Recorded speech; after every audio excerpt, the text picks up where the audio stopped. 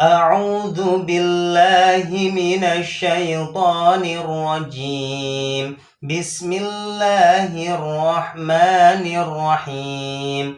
هل أتاك حديث الغاشية؟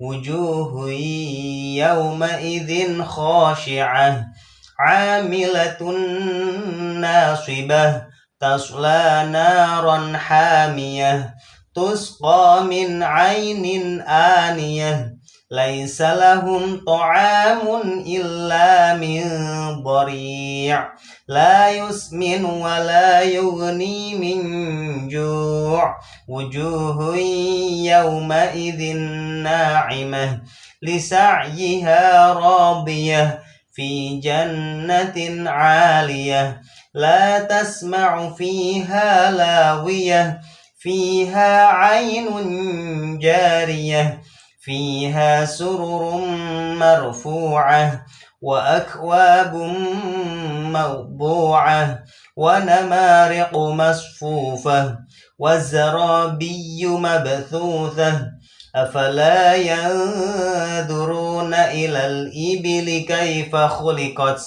وإلى السماء كيف رفعت وإلى الجبال كيف نصبت وإلى الأرض كيف سطحت فذكر إنما أنت مذكر لست عليهم بمسيطر إلا من تولى وكفر فيعذبه الله العذاب الأكبر إن إلينا إيابهم ثم إن علينا حسابهم صدق الله العظيم.